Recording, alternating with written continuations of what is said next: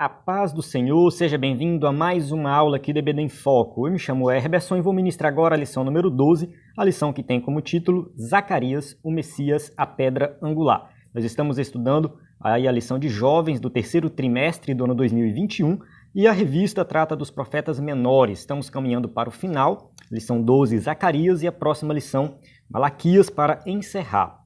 Bem, você que está acostumado a assistir aqui a aula de jovens no EBD em Foco, sabe que o nosso comentarista oficial é o Melquisedeque, ou Melqui, como eu gosto de chamar. O Melqui, ele está com a gente desde o começo e tem contribuído muito para o EBD em Foco, é um crente dedicado à obra de Deus, estudioso e é de confiança, está aqui, né, produzindo esse conteúdo da lição de jovens, fica na responsabilidade dele. Eu tenho certeza que está sendo uma bênção, tá? Você que acompanha aí sabe que o Melquisedeque é uma bênção. E essa semana ele não vai poder comentar, no caso a lição 12 ele não vai poder comentar. Eu vou explicar aqui, eu vou abrir um parêntese aqui, explicar o motivo. Eu acho que é importante a gente dar essa satisfação, até mesmo porque é um momento delicado na vida do Mel, que ele precisa de ajuda de oração dos irmãos. O Melquisedeque ele passou por uma cirurgia hoje pela manhã, a cirurgia deu tudo certo, ele teve que, no caso, fazer a amputação do pé, tá? Ele teve que amputar um pé, isso porque há um tempo atrás, alguns anos atrás, ele surgiu um machucado no calcanhar dele, embaixo mesmo, e ele, né, debaixo do pé, e ele não tratou, ele não procurou tratamento, não fez uma consulta, e achou que era uma coisa simples, só que aquilo não sarou, foi piorando, e depois, quando ele foi no médico, ele descobriu que era uma bactéria muito séria e essa bactéria estava chegando no osso.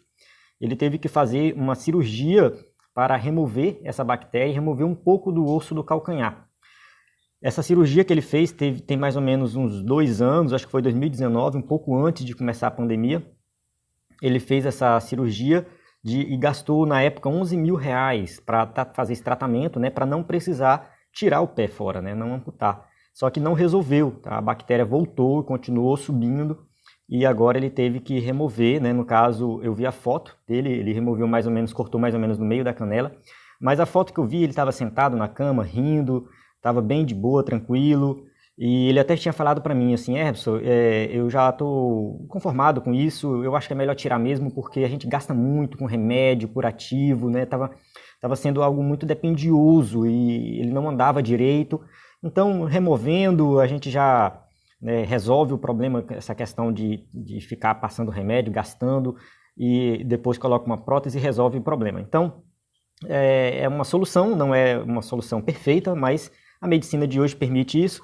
E, né, ele está bem, graças a Deus.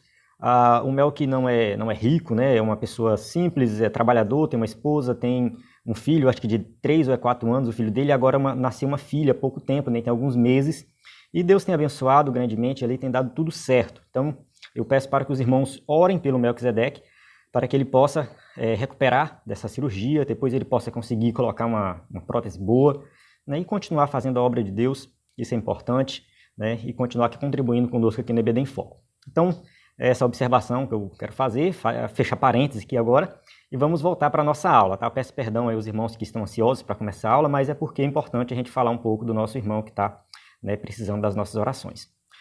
Vamos lá, vamos começar aqui a nossa lição, tá? Só reforçando aqui o conteúdo do EBD em Foco, a gente tem vídeo, áudio, PDF, curso, né, para professores de EBD, educadores cristãos, o slide em PowerPoint, né, cursos diversos, curso básico de teologia, estudos e sermões em PDF, tá? Então a gente tem muito conteúdo no site ebdemfoco.com, acesse aí para você, né, que quer ministrar uma aula de excelência, quem sabe você pode adquirir o slide para usar na sua igreja. A gente vai continuar aqui. Temos o WhatsApp, né, também, o 94 98409 2869. Tá? Esse aqui é o nosso número que você pode enviar mensagem para participar do nosso grupo e receber o nosso conteúdo gratuito aí via WhatsApp. Só voltando aqui, reforçando o nosso conteúdo, dentro do site do EBD em Foco, nós temos um conteúdo de escatologia, que vai ser muito útil para o próximo trimestre, tá? Então a gente já está pensando no próximo trimestre e nós já temos um conteúdo pronto sobre escatologia, então vai dar um suporte muito bom. Você que é professor de jovens e vai continuar ministrando para os jovens, continue aí acessando o EBD em Foco, que o próximo trimestre promete coisa boa, coisa de qualidade aí para você, né, que é professor de jovens. A gente sabe que a lição de jovens não tem muito apoio, né? Muita gente não produz conteúdo, são poucos conteúdos, é mais lição de adultos, mas o EBD em Foco tem essa preocupação de ministrar aqui a aula de jovens e, né, produzir um conteúdo de qualidade para a classe de jovens também. Vamos para o texto, né? O texto do dia diz assim, Zacarias 13:6, tá? E se alguém lhe disser, que feridas são essas nas tuas mãos? Dirá ele, são as feridas com que fui ferido em casa dos meus amigos. Quando a gente lê essa passagem, não tem como não pensar em Jesus, tá? Não tem como. A gente já vem na mente, que feridas são essas nas tuas mãos? Tá? Ferida dos amigos, no caso Jesus foi morto pelos próprios judeus. Síntese, o texto diz assim, ó, Zacarias apresentou Cristo como o servo sofredor, que salvará a humanidade e o rei vitorioso, que mostrará o seu poder sobre tudo e sobre todos. Então, a imagem que Zacarias apresenta do Messias é singular, é diferente de todos os profetas. Tá? E ele apresenta, né, Cristo de uma forma assim que faz com que o seu livro seja um dos mais difíceis de interpretação, principalmente para os judeus. Os judeus que ainda não querem aceitar que Jesus é o Messias. Tá? Eles não conseguem interpretar, porque está muito claro no texto que ele fala diretamente de Cristo. Muitas profecias de Zacarias se cumprem na vida de Cristo, e Mateus faz muitas referências a Zacarias. Então a gente observa que realmente ele apresentou o Messias, e por incrível que pareça, ele apresenta o Messias em duas vindas, em dois momentos. Tá? Ele apresenta o Messias num primeiro momento como uma restauração espiritual e no segundo momento como uma restauração política. Então parece, assim, fica subentendido dentro do livro de Zacarias que Jesus vem duas vezes. No Antigo Testamento, nenhum outro livro vai fazer vai deixar isso claro. O que deixa um pouco mais claro, não tão claro assim, é Zacarias. A gente vai observar isso aqui durante a lição. O texto bíblico se encontra em Zacarias 13, 8 e 9. Esse texto bíblico aqui, bem resumido, só um trecho, um pedacinho. Eu recomendo você ler todo o livro de Zacarias. É importante você ler todo o livro. São 14 capítulos, ler rapidinho. Não é fácil, não é uma leitura fácil, confesso que não é. Mas é importante você fazer essa leitura com cuidado, marcando as partes mais importantes, ler mais de uma vez. Isso vai ajudar bastante no entendimento do livro. Vamos para a nossa introdução. A introdução, aqui a gente tem um pequeno resumo. Eu não vou ler esse resumo aqui, só vou explicar aqui um pouco dele. Você tem na sua revista, né? Então, aqui a gente está no período pós-cativeiro, né? Eles estão retornando do cativeiro. Está falando da construção do templo, então tem a ver com a lição anterior que fala da questão do profeta Ageu. Então ele profetiza junto com Ageu. Ele continua por mais tempo do que Ageu. Quando ele começa, parece que Ageu está parando de profetizar, mas estão no mesmo período, na época da construção do templo. E a sua profecia ela vai além disso, né? Ela vai além do templo. A gente tem uma primeira parte que fala do templo, mas tem uma parte que fala do futuro. Então Zacarias desenvolveu seu ministério para o primeiro grupo que retornou a Jerusalém após o decreto assinado por Ciro em 538 a.C., né, que autorizou a repatriação dos judeus exilados. Então Ciro, quando ele conquistou ali a Babilônia, foi um novo império, o Império Medo-Persa, e ele libera, né, no caso, o povo para voltar. Vale ressaltar que esse exílio dos judeus, no caso de Judá, de Jerusalém, né, o povo do sul, ele foi um exílio meio que, assim, o povo foi e não foi escravizado lá na Babilônia.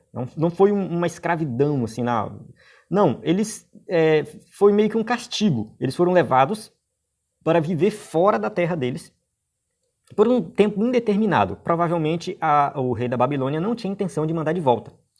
Era um castigo para eles. Mas lá eles desenvolveram seus negócios, construíram famílias. A gente vê até Esté, né, que casa com o rei de lá. Então a gente tem, no caso, alguns exemplos. Daniel também, seus amigos que participavam da corte. E eles tinham cargos importantes lá. Então, assim, eles viviam fora da nação deles, mas lá eles eram até bem tratados, tá? Tinham algumas regalias. E quando volta, né, quando vai voltar, muitos não querem voltar. Isso é importante a gente fazer essa observação. Muitos querem permanecer lá no exílio, se acostumaram lá. Mas uma parte do povo volta, tá? Então essa primeira parte, quando o povo volta, cerca de 50 mil judeus, sem contar as mulheres e crianças, retornam sob a liderança do príncipe Zorobabel e do sumo sacerdote Josué. No caso, Zorobabel era da linhagem de Davi. Ele tinha direito ao trono, então ele lidera esse primeiro retorno. Então 50 mil homens, tá? Se contar mulheres e crianças vai dar muito aí mais que isso, vai dar mais de 150 mil pessoas. Eu acredito que sim, né? Às vezes eles tinham 5 filhos, né? Cada um, então era né? Só o homem e a mulher já dá 100 mil, né? Mais os filhos, então com certeza mais de 150 mil pessoas. Então o propósito, né, era reconstruir o templo. Quando eles voltam, né, o templo é destruído, o templo foi destruído quando eles foram levados para o cativeiro, eles vão reconstruir o templo. Essa aí você acha que já está por dentro dessa história, se você está acompanhando aí esse contexto. Tá? Com a oposição dos samaritanos, muitos desanimaram, né, e o projeto acabou sendo abandonado, ficou alguns anos parados ali sem construir o templo. Por isso veio Ageu e Zacarias profetizar aí para que o povo voltasse, né, para a construção do templo, né, se interessasse nisso. Então vamos para o tópico 1, né, Zacarias. Vamos falar sobre ele, né, sacerdote e profeta. Então Zacarias, ele foi sacerdote. É importante a gente destacar aqui a questão de que temos um profeta que também atuava como sacerdote. Apesar de que lá no exílio eles não tinham muitas funções, porque não tinha templo, não tinha sacrifício. Mas foi lá no exílio que desenvolveu a sinagoga. Então eles tinham ali uma participação importante nessa questão da sinagoga. Zacarias desenvolveu responsabilidade sacerdotal do ensino ao lado da força encorajadora de um profeta. Então, ele foi um profeta que tinha um certo status, tá? Ele tinha uma certa visibilidade, porque ele estava ali na liderança espiritual da nação, tá? No caso, ele foi esse sacerdote profeta, era da tribo de Levi, né, descendente de uma família de sacerdotes. Então, ele tinha o direito, né, de participar do templo. Então ele estava preocupado com o templo, ele queria ver o templo pronto, ele queria participar do templo, ele queria realizar sacrifícios. Então aqui a gente tem uma pessoa que tem uma função importante, mas que ele nasceu lá no exílio, ele não conheceu o templo. Imagina só, ele nasce no exílio, a sua família explica para ele como que as coisas são, conta para ele tudo, lê para ele o livro da lei, ele fica interessado naquilo, ele volta para Jerusalém quando tem o primeiro retorno, e ele quer ver o templo construído para que ele possa exercer o seu ofício. E o povo desanima com isso, o povo para com o templo, o povo está desanimado com a construção do templo.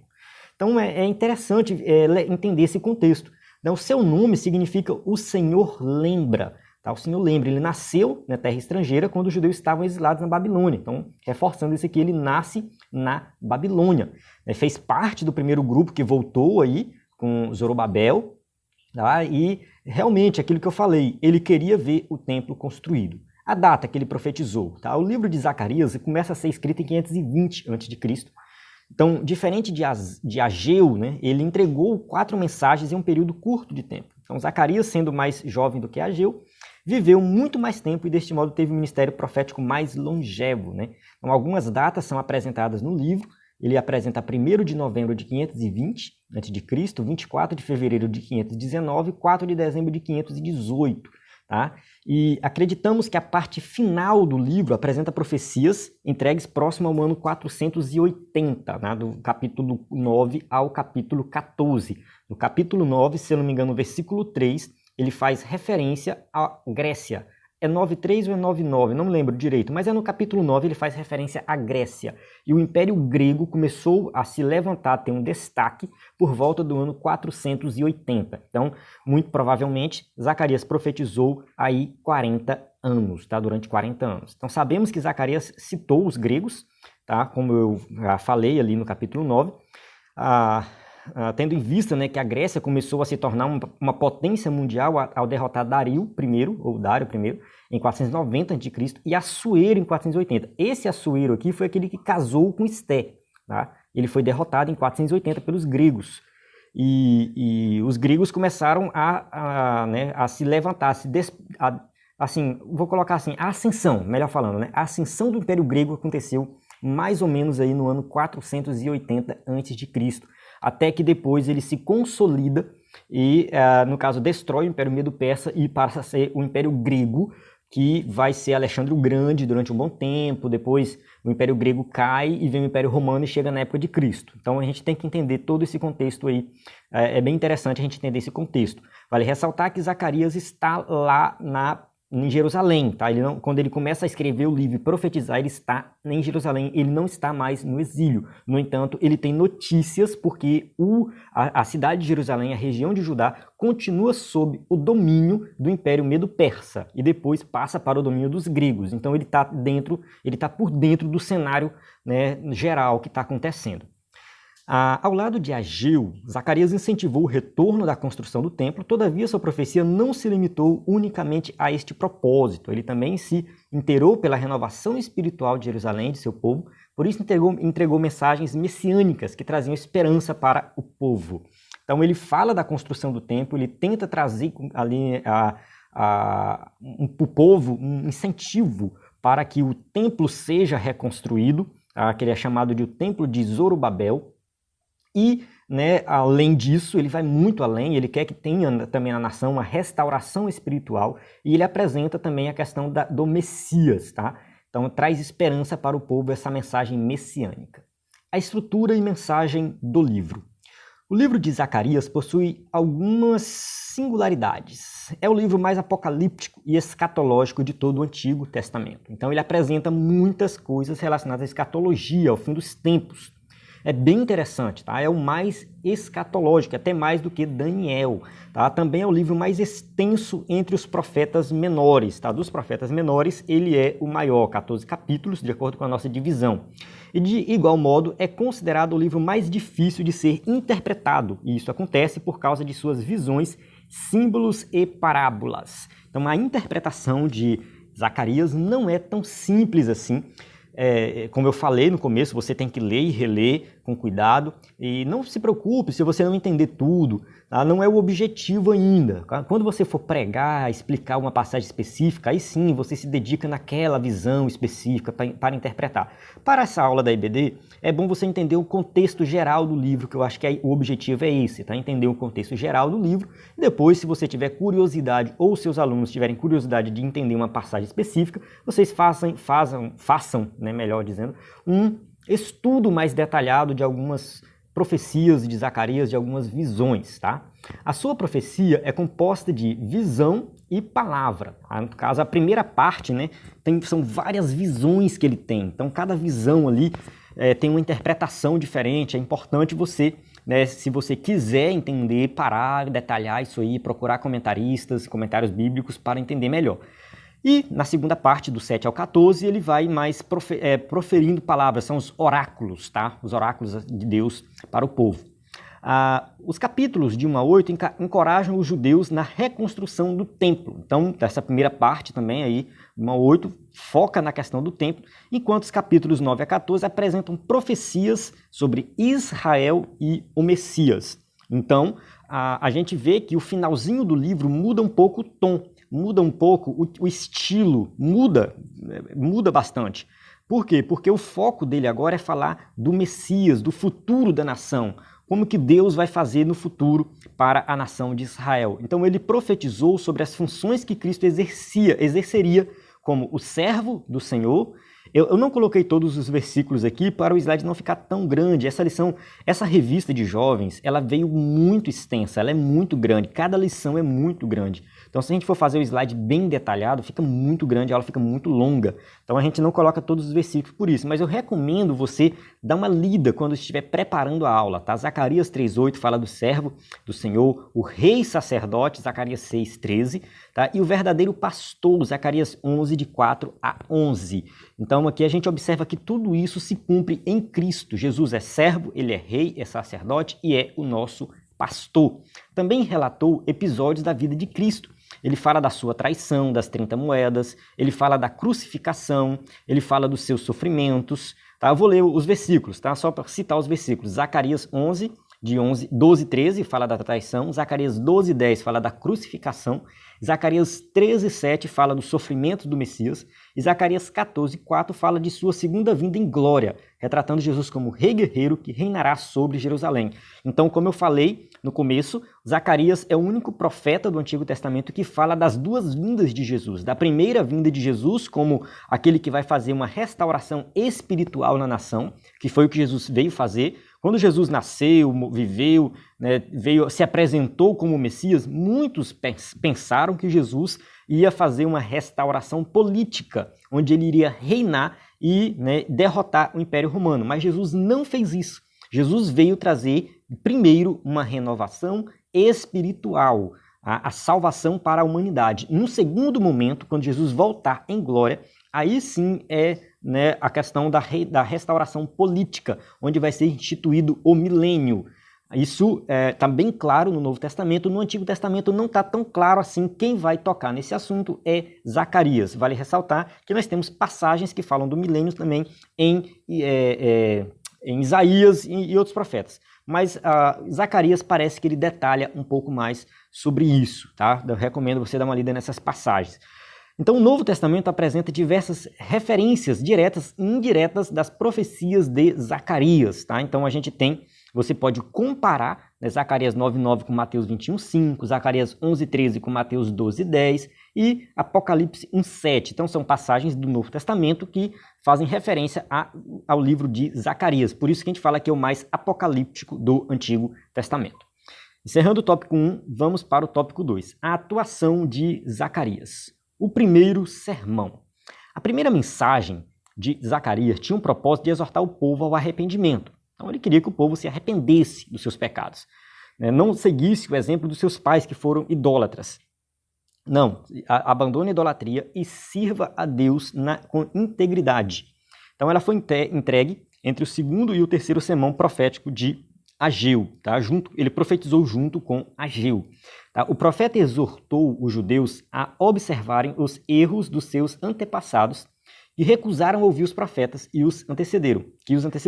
Então, assim, olha, os pais de vocês, os nossos antepassados, não ouviram os profetas, continuaram no pecado e sofreram as consequências. Agora a gente tem que agir de uma forma diferente. Então, Zacarias ele vai alertar o povo a viver uma vida diferente dos seus antepassados, para que não sofram mais as consequências do pecado. Então, ele vai, né, essa primeira parte do livro traz essa ideia de arrependimento. Vamos lá, as 8 visões de Zacarias, tópico 2, né, do subtópico, no caso, subtópico 2 do tópico 2. Os capítulos de 1 a 6 apresentam 8 visões que contribuíram para encorajar os judeus que trabalhavam na reconstrução do templo. Então, assim, essas visões de Zacarias têm que ser lidas dentro desse contexto. Se você começar a ler fora desse contexto, você vai viajar na maionese e vai ver interpretação, um monte de interpretação maluca que tem por aí. Tem um pessoal que é fanático por extraterrestre, OVNIs, começa a falar que as visões de Zacarias eram visões de extraterrestre. O pessoal inventa cada coisa maluca aí. Muito cuidado com isso, tá? Fique dentro do contexto histórico para que você possa entender a profecia e as visões. Então, qual é o contexto? Construção do templo, reconstrução do templo. Então, ele queria encorajar o povo a voltar para a reconstrução do templo. Então, a primeira visão foi dada quando a obra estava em andamento, há 5 meses. Zacarias 1:7, tá? As outras 7 não registram suas datas. Provavelmente, uma seguiu a outra em rápida sucessão, sendo imediatamente registradas, por isso, não se fez necessária a datação, as datações seguintes. Enfim, ele foi profetizando aos poucos de acordo com a construção do templo. Então as visões indicam que os olhos do Senhor estavam voltados para Jerusalém, pois a casa do Senhor estava sendo edificada. Então se a casa está sendo edificada, Deus está olhando com cuidado para nós. E qualquer poder que se levantasse contra o povo de Deus cedo ou tarde seria destruído. Então isso aqui é uma palavra de motivação para o povo. Porque os samaritanos são contra a gente e tal, e isso e aquilo, e a gente está sofrendo perseguição. Zacarias chega e fala assim, não se preocupe com isso. Vocês estão construindo a casa do Senhor. Então qualquer um que se levantar contra vai ser destruído. Uma palavra de motivação para que eles continuem na reconstrução. No caso, Jerusalém estava sendo medida e protegida por Deus. Capítulo 2 deixa isso bem claro. E seu sacerdócio seria restaurado no capítulo 3. A reconstrução do templo não poderia ser vista apenas como uma obra humana, mas como resultado da influência operada pelo Espírito do Senhor nos corações. É em Zacarias 4 que fala, não é por força nem por violência, mas pelo meu Espírito. Então não é a capacidade humana que está resolvendo o problema aqui da nação, mas é o Espírito de Deus que está agindo. É pelo Espírito, é nesse sentido. Tá? Essa palavra, né, não é por força nem por violência, a gente usa muito no contexto evangelístico e tal, mas eu acho que é muito errado esse uso. Tá? O uso original era nesse sentido. Tá? É uma palavra de motivação para Zorobabel, que estava na construção do templo, e Deus falando para ele, olha, isso aqui está sendo realizado não é por força nem por violência. Não é porque vocês são bons e tem força e tal. Não, é pelo meu espírito. É o meu espírito que está agindo na construção desse templo, ajudando a reerguer a nação. A justiça deveria ser uma marca nesta reconstrução social, tá? Visto que o cativeiro babilônico tinha purificado o povo de Deus. No caso, a ideia do cativeiro babilônico era que o povo abandonasse a idolatria. E, de fato, isso aconteceu. Foi um castigo que Deus deu para o povo para que eles abandonassem a idolatria. Porém, ao retornar à nação, eles tinham que ter o quê? A justiça aplicada da forma correta.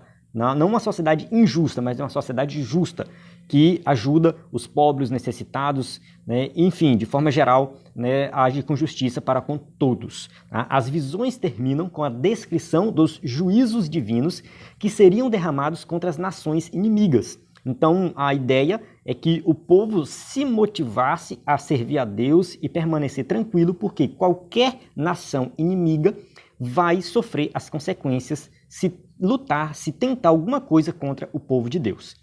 Então vai ter juízo divino sobre todas as nações inimigas. Isso tinha a intenção de motivar o povo. Uma adoração sincera, né? O terceiro subtópico aí.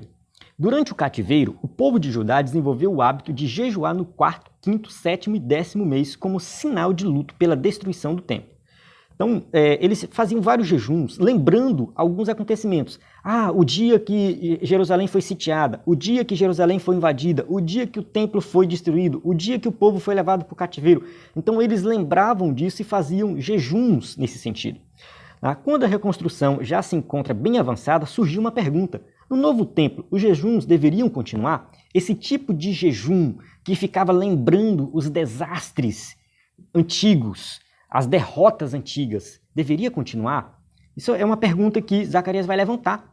Então, uma comitiva veio de Betel para interrogar os sacerdotes de Jerusalém. Eu coloquei um mapinha aqui para ilustrar, né? Betel, Jerusalém, está próximo aí. Betel ficava mais ao norte, né? O Reino do Norte.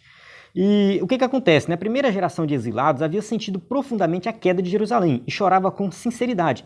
Porém, a segunda geração não conseguia entender a profundidade da atitude e a cumprir apenas como ritual. O que acontece? O povo saiu para o exílio, tá? O povo foi levado. Esse povo que foi levado, eles se entristeciam muito quando lembravam de Jerusalém. Tem um salmo que eu não me vem na memória agora, se eu lembrar eu coloco nos comentários depois, eu vou dar uma pesquisada, se alguém lembrar pode colocar no comentário, que ele fala assim, que lá no exílio eles sentavam na beira do rio e não tinham prazer em tocar, em cantar, eles não sentiam prazer nisso, porque eles ficavam sentindo saudade de Jerusalém.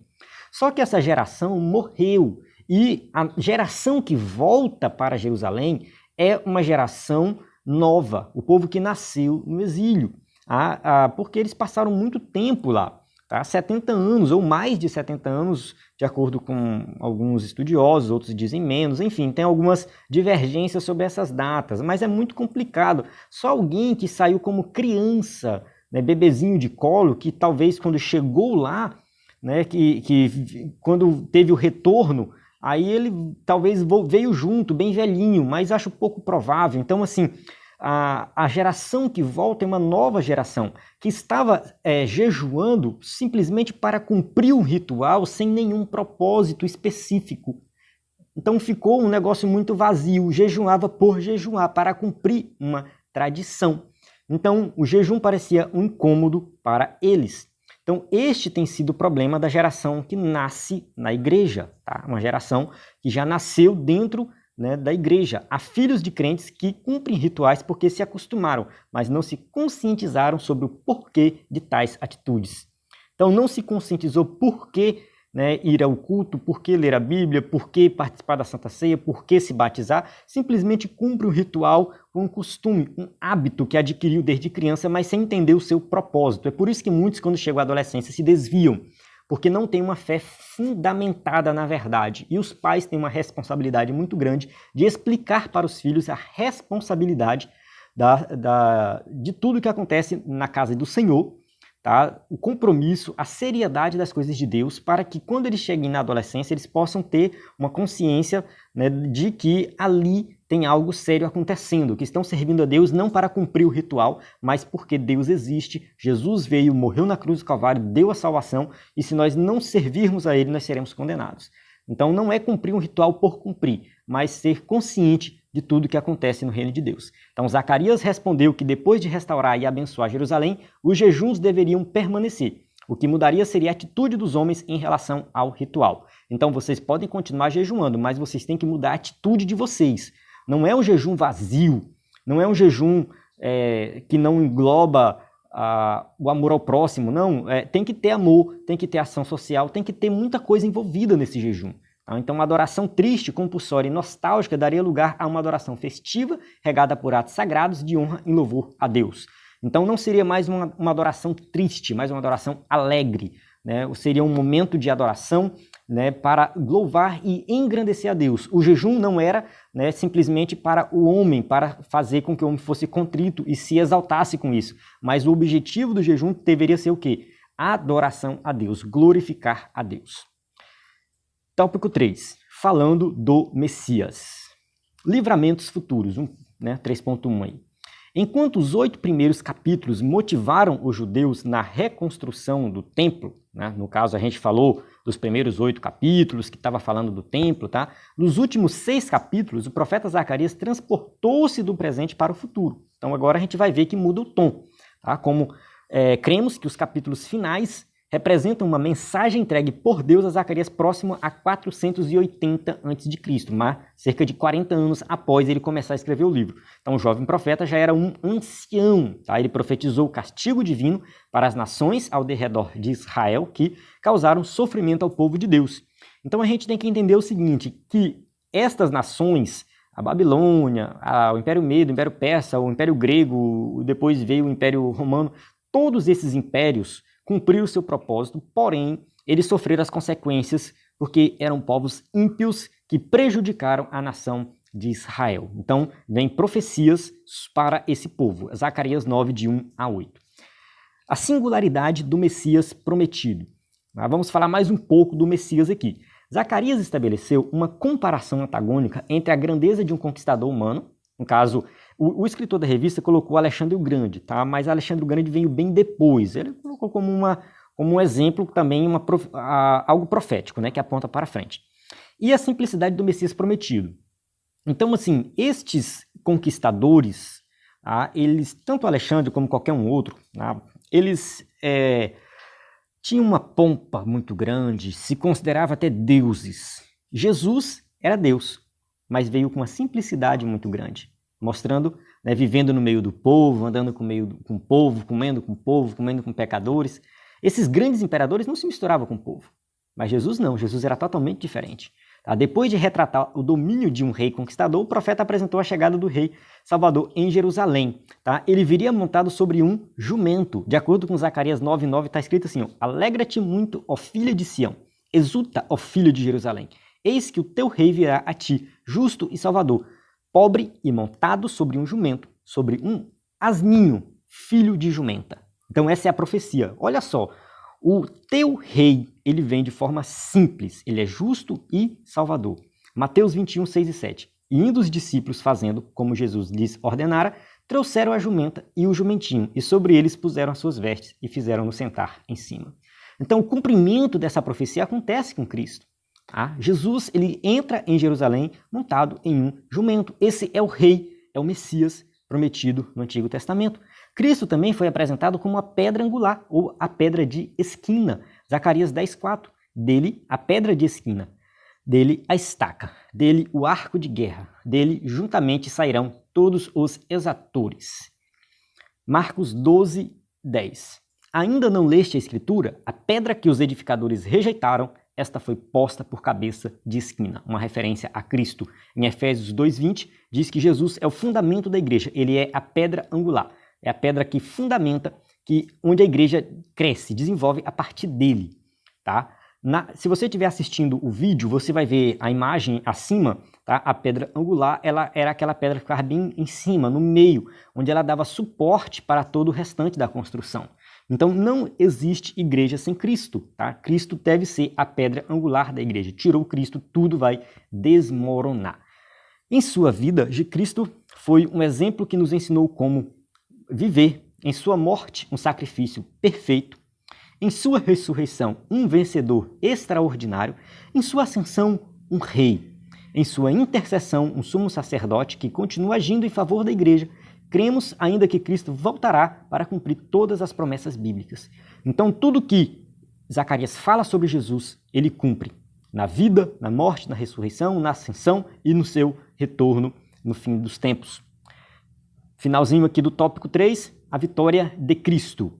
A profecia de Zacarias não ficou circunscrita apenas ao primeiro advento de Cristo sobre a terra, no caso, o nascimento do Messias, o Messias que veio trazia uma restauração espiritual, mas também discorreu sobre a sua segunda vinda. Ele fala lá, né, do final dos tempos, da escatologia mesmo. Então, de acordo com a interpretação pré-milenista, o anticristo surgirá no cenário internacional na figura de um pastor insensato. Olha só, Zacarias falando do anticristo.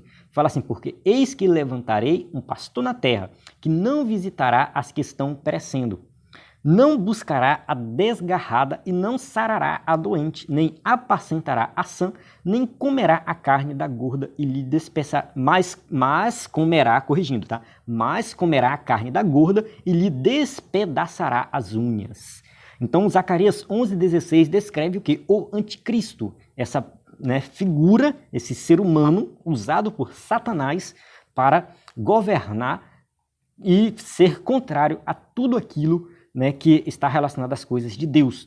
Assim, né, sendo assim, os capítulos 12 a 14 descrevem os acontecimentos escatológicos referentes à purificação dos judeus e à destruição dos seus inimigos. Tá? Diversas nações se reunirão contra Israel no fim do reinado de 7 anos do anticristo. No caso, quando o que a gente vai ver quando a gente for estudar a escatologia de forma mais detalhada? Jesus arrebata a igreja, começa o período da grande tribulação, 3 anos e meio de uma falsa paz com o anticristo reinando, 3 anos e meio de grande perseguição, então são 7 anos, tá? Sendo que 3 anos e meio é paz e 3 anos e meio não, é guerra. No final desse período, as nações irão marchar contra Jerusalém, porque Jerusalém vai cortar as relações com o anticristo, né? Israel corta as relações com o anticristo, as nações marcham contra Jerusalém, e é nesse momento que Jesus vai chegar, né? O texto diz assim, que os judeus chorarão arrependidos por suas escolhas erradas e clamarão a Deus que intervirá destruindo seus inimigos. Vamos ler o texto, né? Naquele dia será grande o pranto em Jerusalém, como o pranto de Hadad e Rimon no vale de Megido, tá? Zacarias 12:11. Então, o Messias salvará Israel, depois de arrependida, Jerusalém será transformada. Então, a gente observa o quê? Que nesse momento aqui que as nações estão marchando contra Jerusalém, né, Jesus vem, né, salva Israel, instaura o seu reino milenar. Vale ressaltar aqui, né, que o profeta abriu um parêntese em sua mensagem para resumir o plano de Deus para os judeus através do poema do pastor sofrido, né, ferido, né, melhor dizendo. Vou ler o texto, Zacarias 13, de 7 a 9. Levante-se, ó espada, contra o meu pastor, contra o meu companheiro, declara o Senhor dos Exércitos. Fira o pastor e as ovelhas se dispersarão, e voltarei minha mão para os pequeninos. Na terra toda, 2/3 serão ceifados e morrerão. Todavia, a terça parte permanecerá, diz o Senhor. Colocarei essa terça parte no fogo e a refinarei como prata, e a purificarei como ouro. Ela invocará o meu nome, e eu lhe responderei. É o meu povo, direi, e ele dirá, o Senhor é o meu Deus. Então, aqui uma profecia que fala de Jesus, né, como o pastor que é ferido com a espada, né, mas que, nesse caso, o propósito era esse mesmo. Através disso, as ovelhas irão se dispersar, mas ele vai trazer de volta, né, e vai ter os remanescentes, aqueles que vão servir a Deus para toda a eternidade. Tá? Isso foi um parênteses. Tá? Voltando aqui, no caso, o Messias será ferido, e as ovelhas serão dispersas e provadas até sobrar um remanescente fiel. Foi o que eu falei, né? Basicamente está aqui a imagem. Mas o que acontece é o seguinte, esse remanescente, tá? Né, com esse remanescente, o pacto de Deus com Israel será renovado até que este Messias retorne em glória sobre o Monte das Oliveiras, para implantar o seu reino milenar, confirmando sua vitória final. Então, aqueles que permanecerem fiéis, não aceitarem a marca da besta, né, eles irão entrar para o milênio. O milênio, a gente não tem tempo para detalhar aqui, mais uma vez falando, no próximo trimestre nós vamos ter uma lição sobre escatologia, uma revista toda sobre escatologia. O EBD em Foco já tem um conteúdo sobre essa questão do milênio. Quem sabe a gente pode até disponibilizar já alguma coisa para você já ir inteirando aí. Mas o que acontece, né? No milênio vai estar ali os israelitas, né? Aqueles que permaneceram fiéis. No milênio vai estar aqueles que não aceitaram a marca da besta, e também vai estar os crentes que foram arrebatados, também vão estar com Cristo reinando no milênio. Então vai ser um período de paz aqui na Terra, não é o fim de todas as coisas ainda. Depois do milênio tem a batalha de Gog e Magog e tem, né, a destruição final dos... Satanás será solto no final do milênio e tal, depois Satanás será lançado no lago de fogo, os inimigos serão lançados também no lago de fogo, e vai ter o juízo final aí que vai ter a Nova Jerusalém, tá? Então o milênio é um período que antes do fim de todas essas coisas mesmo. Mas o que acontece? Por que o milênio ele é necessário? Justamente para cumprir as profecias do Antigo Testamento, como essa profecia de Zacarias, profecia de Isaías, que fala de uma restauração política da nação de Israel, da importância da cidade de Jerusalém para o mundo inteiro, onde, né, ela será o centro do mundo e Cristo vai reinar pessoalmente. Então é bem interessante, é o cumprimento das profecias do Antigo Testamento para a nação de Israel, se cumpre no milênio. Muita gente não concorda com o milênio, quando lê sobre o milênio lá no Novo Testamento, em Apocalipse, no final de Apocalipse, né, entende aquilo como figurado, mas nós entendemos como, no caso literal, o milênio literal, justamente porque no Antigo Testamento nós temos muitas profecias que confirmam o milênio. Então é bem interessante essa questão do milênio, não dá para explorar com detalhes aqui, mas ele vai acontecer cumprindo as profecias do Antigo Testamento. Chegamos na nossa conclusão, a conclusão ela diz assim: reconhece os que muitas profecias de Zacarias já se cumpriram historicamente, principalmente aquelas relacionadas ao período interbíblico e ao primeiro advento de Cristo. Tal constatação deve nos despertar para que possamos permanecer em vigilância, pois tudo que foi prometido se cumprirá em seus mínimos detalhes. Então, assim como a primeira parte das profecias de Zacarias já se cumpriram, a segunda parte vai se cumprir com certeza. Jesus vai voltar a qualquer momento e nós temos que estar preparados. Então essa mensagem de Zacarias é uma mensagem de despertamento espiritual, né, mostrando que as promessas de Deus são cumpridas, que Deus tem um plano para a nação de Israel, mas tem um plano também para toda a humanidade. Nós vamos participar de tudo isso e, né, que nós possamos permanecer firmes até a vinda de Jesus. Amém? Então chegou aqui na hora das perguntas, você que vai usar o slide na sua igreja, né, você pode aí passar as perguntas para os seus alunos, mais uma vez reforçando o nosso conteúdo do nosso site, o nosso número do WhatsApp, 94 98409 2869. Então você pode salvar esse número, mandar mensagem com seu nome e sobrenome para a gente, que eu posso, né, vou mandar para você o link do grupo para você receber o nosso conteúdo. Vou encerrar aqui. A paz do Senhor. Até a próxima aula.